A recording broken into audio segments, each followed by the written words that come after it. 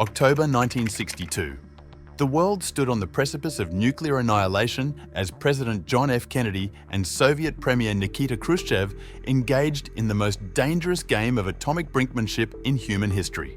The Cuban Missile Crisis, spanning 13 harrowing days from October 1628, began when American U-2 spy planes photographed Soviet medium-range ballistic missiles being installed just 90 miles from Florida, bringing Moscow's nuclear arsenal within striking distance of Washington, New York, and every major American city.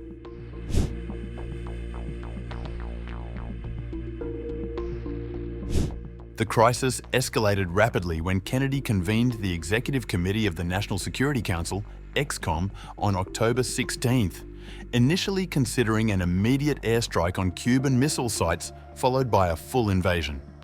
However, cooler heads prevailed as advisors like George Ball and Adlai Stevenson warned that military action could trigger World War III.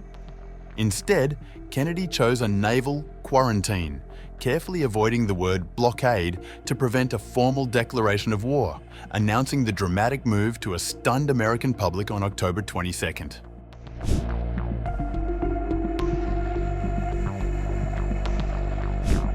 October 24th marked the crisis's most terrifying moment when Soviet ships approached the quarantine line with nuclear submarines prepared to defend them. At the White House, Defense Secretary Robert McNamara recalled thinking, "This is the last Saturday I will ever see." Unknown to ExComm, Soviet submarine B-59, armed with a nuclear torpedo, nearly launched it after losing contact with Moscow. Disaster averted only when senior officer Vasily Arkhipov refused to authorize the strike, denying the necessary unanimous consent of the three officers aboard the sub.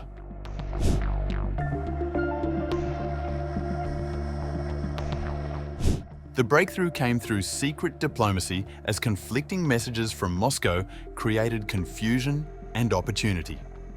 On October 26th, Khrushchev sent a private letter offering to withdraw missiles in exchange for a US pledge not to invade Cuba.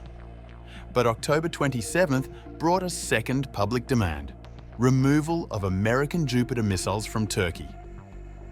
As ExComm debated, Attorney General Robert Kennedy secretly met Soviet Ambassador Anatoly Dobrinin, promising the Turkey missiles would be quietly removed within months, the hidden concession that sealed the deal.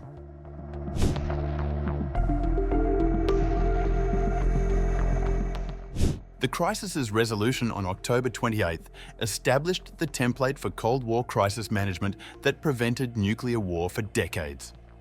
The immediate aftermath saw the installation of the Moscow-Washington hotline for direct communication, while both leaders gained newfound respect for nuclear weapons' destructive power.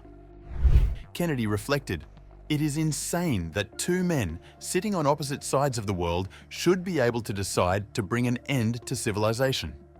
Words that resonated as both superpowers stepped back from the nuclear abyss.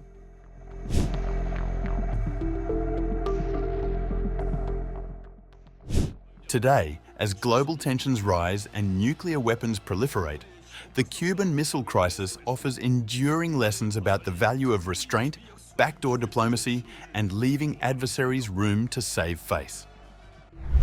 The 13 days that nearly ended human civilization instead became diplomacy's finest hour, proving that even at the nuclear brink, dialogue and compromise remain humanity's best hope for survival in an age where the stakes are quite literally the fate of the world.